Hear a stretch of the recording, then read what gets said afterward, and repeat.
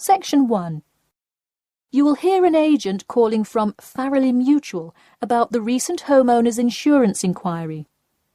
First, you have some time to look at questions 1 to 6.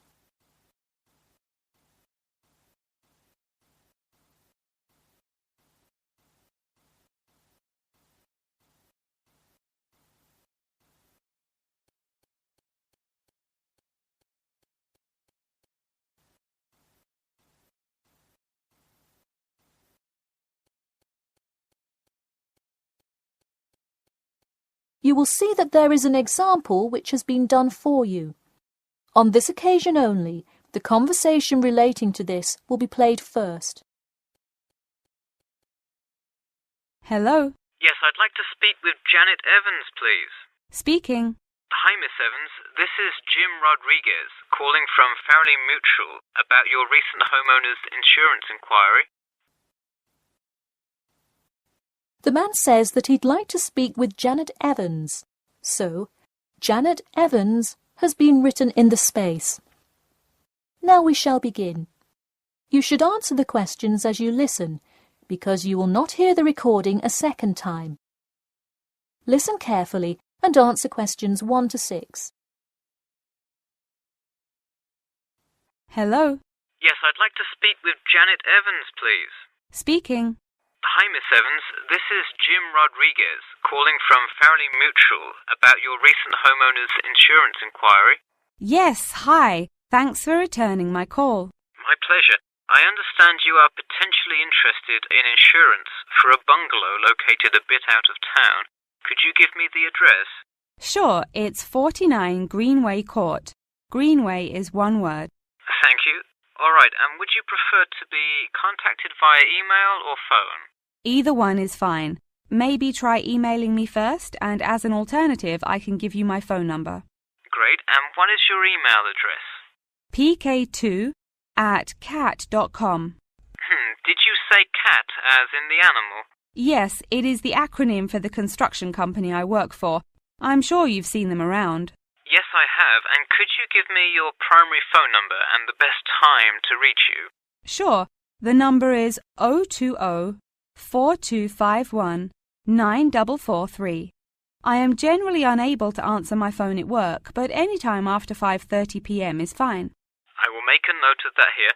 Now, I'm going to ask you a little bit about property itself, so we can make an accurate estimate of the cost of insuring your home. Could you tell me the size of your house? Well, I don't have the exact measurements, but I'm pretty sure it's right around 80 square meters. Should I measure it and call you back later?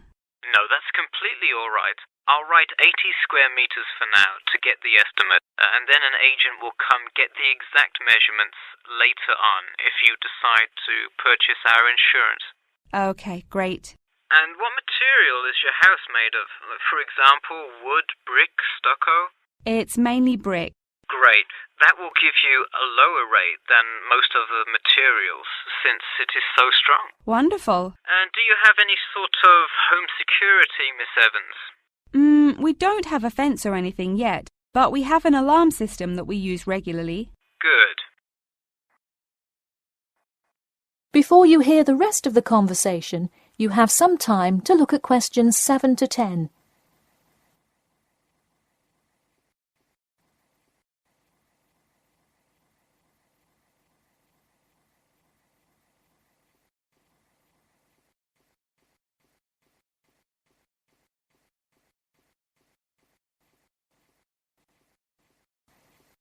Now listen and answer questions 7 to 10. Now I'll go through a number of things we offer coverage for, and I'd like you to tell me which items you want your policy to cover. Okay. We'll start with the building itself first.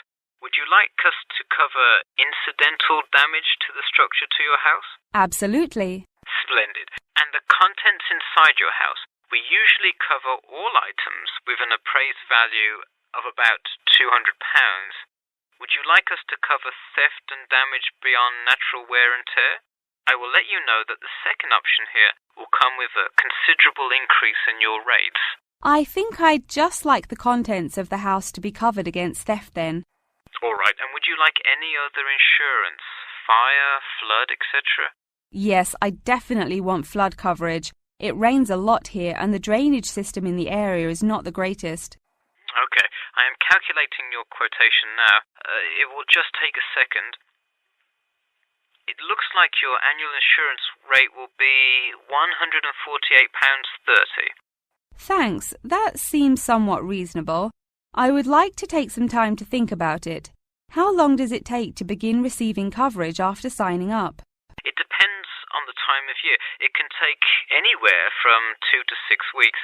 I would say if you sign up by July the 1st, you could start your coverage by August the 1st. I see. Okay, thanks for your help. Should I call you back at this number when I have made my decision? Yes, please.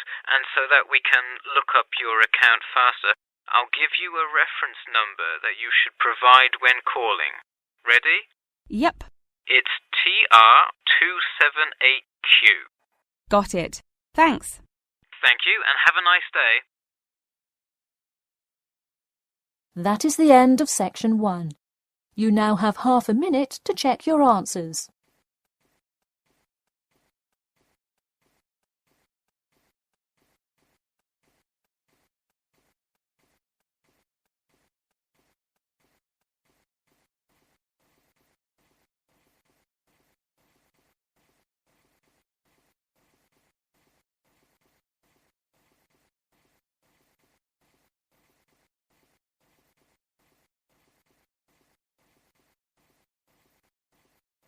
Now turn to section 2.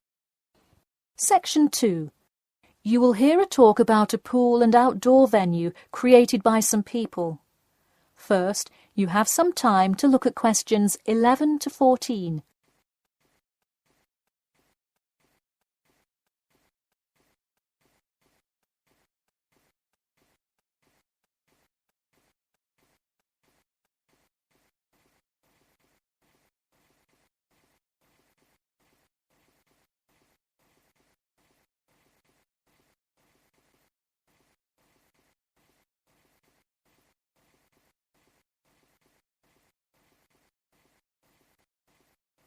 Now, listen carefully and answer questions 11 to 14.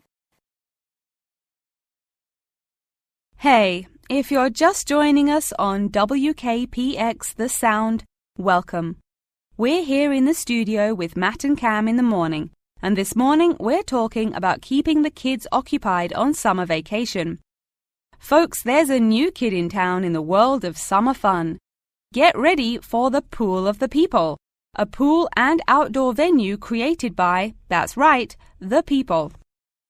Scheduled to open in November, the ideas for everything from the design of the pool right down to the items sold in the snack bar have been decided upon by a sample of 1,050 members of the public. The public selected 2 top proposals from over a dozen created by renowned architect Ned Mosby, and the final design is truly something else. The pool is shaped like a fishbowl, sinking down into the ground. And there's, you guessed it, a real live fish tank in the center. It's certainly the center of attention in the Bridgewater area. Now, you are probably wondering how much an extravagance like this must cost, right? Well, have no fear. At just £15 for adults and £10 for kids, it's an affordable way to entertain the kids in those dog days of summer. The only problem now is the possibility that it will in fact become too popular. The pool is only so large, so swarms of people coming to enjoy it may cause quite a crowd in its first summer of opening. There will be an opening party for a select audience, and in line with the pool's mission, the people have decided on all the arrangements. They collectively decided on actress Rebel Wilson to host in the festivities scheduled for later this month, and even dictated the playlist by ranking their top 10 songs from a list of hundreds. There is some discrepancy, however, on the sculpture design for the foyer at the entrance. The people elected a jellyfish sculpture to greet entering visitors, but given last week's vicious attack by a box jellyfish on a local youth, coordinators fear it will bring too much fear to patrons. Before you hear the rest of the talk, you have some time to look at questions 15 to 20.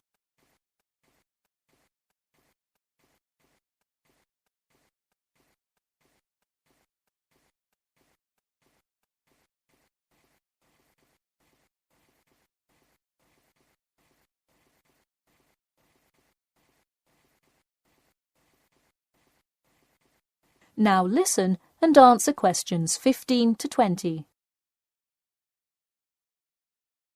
The theme of the clubhouse is set to be International Waters, with a different section representing each continent, designed by the legendary local artist Roberta Annuzzi. Representing Asia in the reception area will be a mosaic made up of prominent animals indigenous to the continent. A camel, a panda, and the Siberian white tiger, to name just a few. In the West Lounge, feel the cool, icy vibes of the transantarctic mountains of Antarctica. Makes you cold just thinking about it, doesn't it? Just seeing a wall with a mural of the glacial mountains is almost enough to cool you off on a December afternoon. Almost. Why not make the trip to the pool a social studies lesson at the same time? The theme in the ladies' lounge room for Africa may not be what you expected. A safari? Drum music? The Nile River? No. Did you know that Africa was home to the first jewelry? I sure didn't. By contrast, as you may expect, North America's theme for the card room is as modern, even futuristic as it gets. Annuzzi created for North America a sort of absurdist print, interestingly juxtaposing the moon landing of 1969 with an abstract depiction of humans living on Mars. Seems to me like an interesting commentary on the future of space exploration. And in the men's lounge room, the ancient forts of Sparta, Rome, Greece, and other European civilizations fittingly exhibit the strength and combatant characteristics of these societies. Finally, the cafe and breakfast room area is an enchanting round room that draws all attention to its center, where there is a strikingly realistic sculpture of a volcano. The delicious food may actually be only the second most exciting part of this room, in comparison to the 9-foot statue, complete with brightly colored molten lava to characterize South America. Honestly, it is like a museum visiting each room of the clubhouse. Why not make the trip to the pool an educational one for the kids? We're going to take a quick commercial break here at WKPX, but we'll be back in 10 with more on what's touted to be the summer's hottest place to beat the heat. That is the end of section 2. You now have half a minute to check your answers.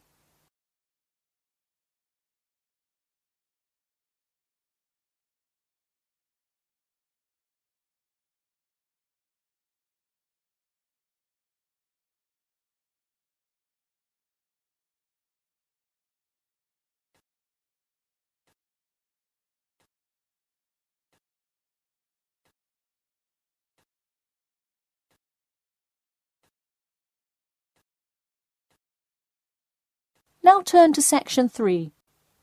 Section 3. You will hear two students called Jimmy and Kathy talking to their tutor about the current research paper.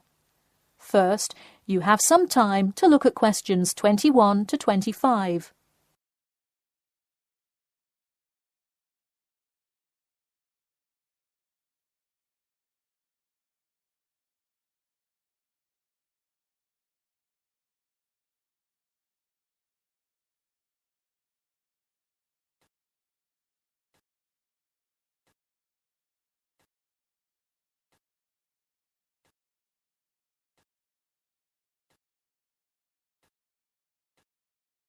Now, listen carefully and answer questions 21 to 25.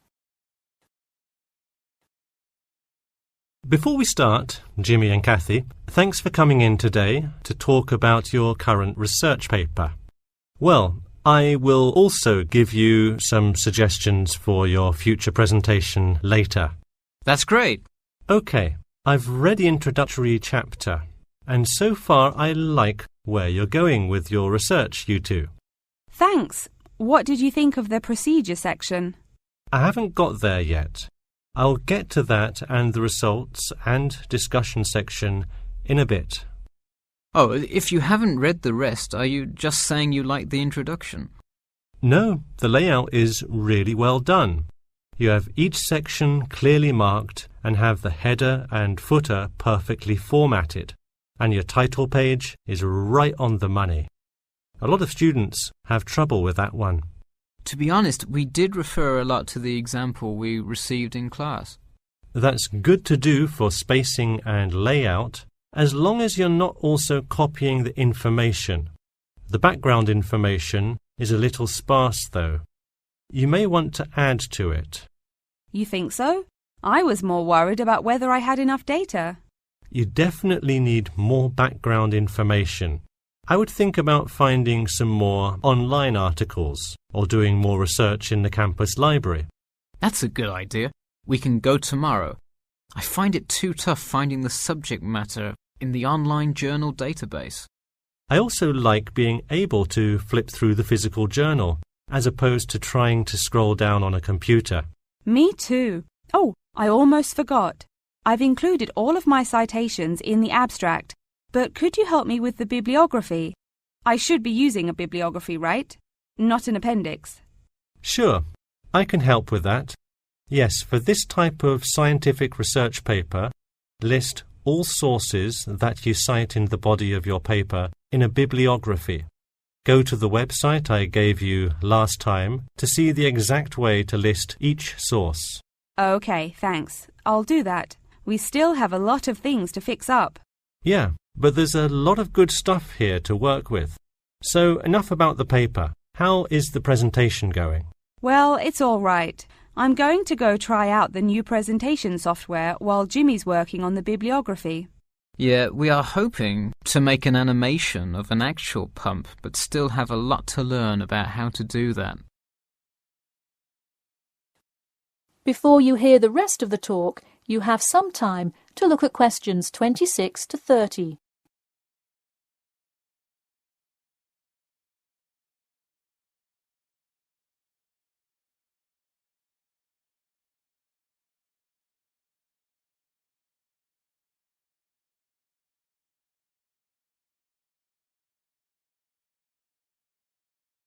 Now, listen carefully and answer questions 26 to 30. Who would have thought before we started this project that we would be able to recreate the motion of a pump? This stuff is just so interesting. So glad to hear it. Yeah, I am glad I took engineering this semester. I would definitely like to keep up with it. You know, there's an organization called the Machine Engineer Society. You should look into joining it. You'd need to score well in your engineering class to qualify, but I think you can do it. Interesting. I will definitely check it out. I would really like to get in contact with some professionals in the engineering field to find out more. I don't really know anyone in the field now, though. I think if you keep meeting people in your classes and professors, you'll be able to get in contact with some really helpful people. Well said, Jimmy. If engineering pumps is something you both are specifically interested in, make sure you stay up to date on new developments. In fact, you could visit the local water treatment facility periodically to see what new developments are going on. That may be a good way to get some practical experience. Well, I don't think they would let you handle any equipment by just visiting the facility. If you really want to get your hands dirty, so to speak, I would recommend instead seeking a summer internship. Wow, you have so many helpful suggestions for getting a leg up. Now, if only you could tell me how to get my work published. Wouldn't that be nice? Well, honestly, all you really need to do is, once you have a dissertation, present it. Present it often and to many audiences, and once you get feedback, adjust it. You'll get published one day. Wow, this meeting has been truly inspiring. Thanks for your help. That is the end of section 3. You now have half a minute to check your answers.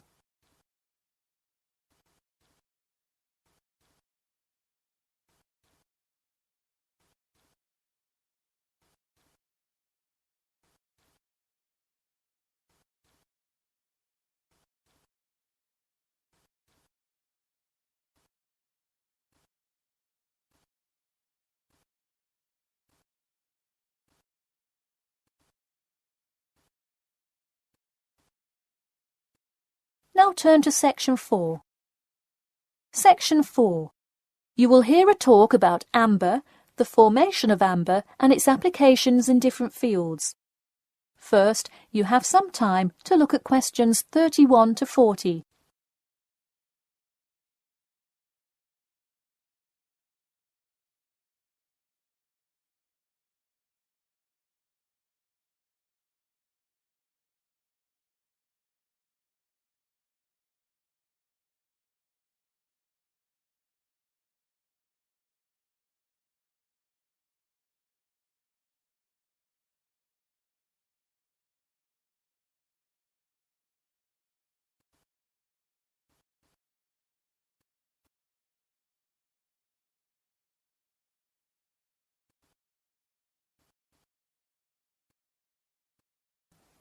Now, listen carefully and answer questions 31 to 40.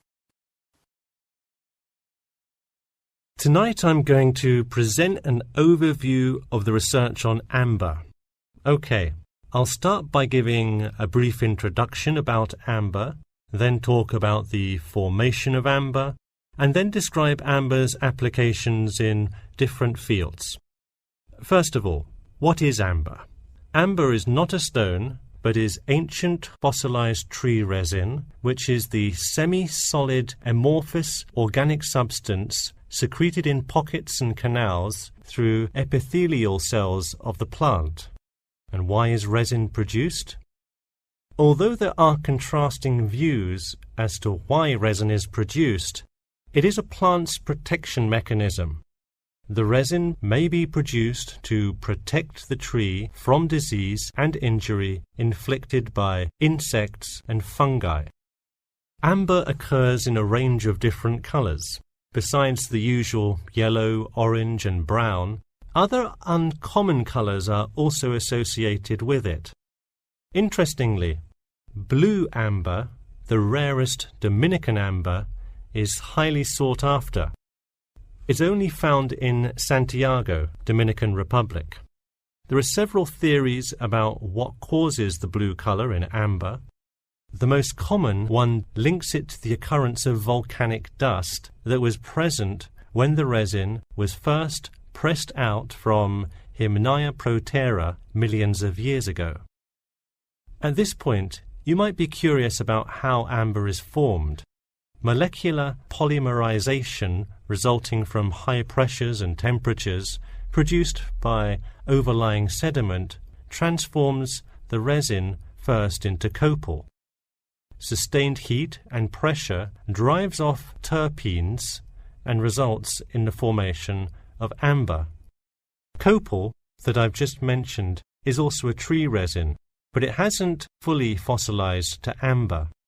More generally, the term copal describes resinous substances in an intermediate stage of polymerization and hardening between gummier resins and amber.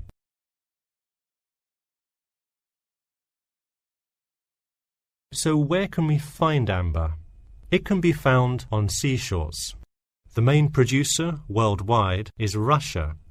In fact, about 90% of the world's available amber is located in the Kaliningrad region of Russia, which is located on the Baltic. Here, the resin is washed up on the coast after being dislodged from the ocean floor by years of water and ocean currents. However, exposure to sunlight, rain, and temperate extremes tends to disintegrate resin. This also indicates that amber is not really an ideal fossil preservative for most uses. We've already learned that amber is made of tree resin. It often includes insects that were trapped within the tree many millions of years ago. A piece with a visible and well-arranged insect is generally valued much higher than simple, solid amber. One Dominican amber source reported finding a butterfly with a 5-inch wingspread. This is both a large and unusual find, and most butterfly specimens have no more than a 2-inch wingspan. Inclusions in Dominican amber are numerous. 1 inclusion to every 100 pieces.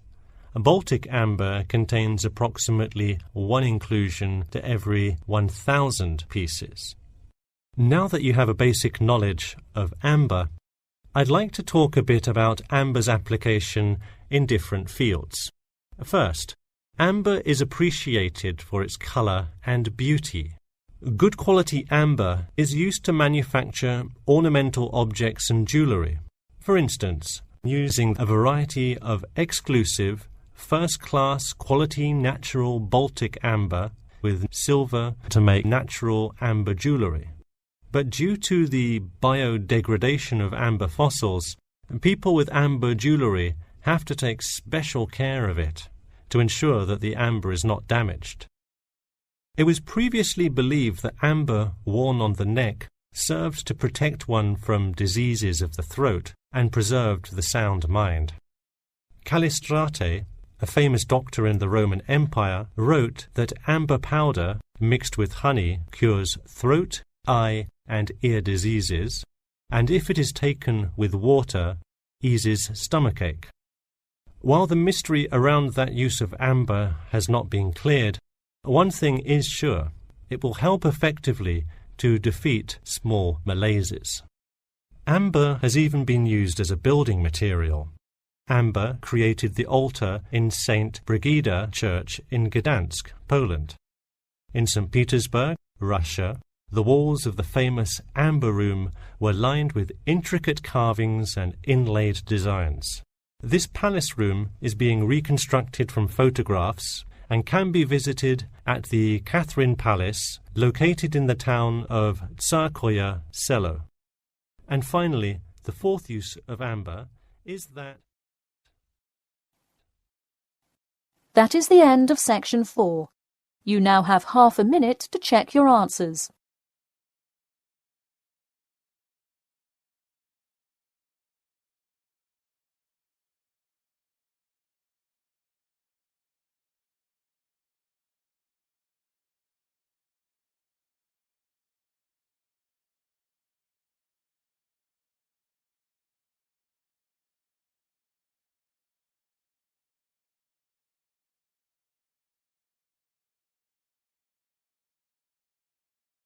That is the end of the listening test.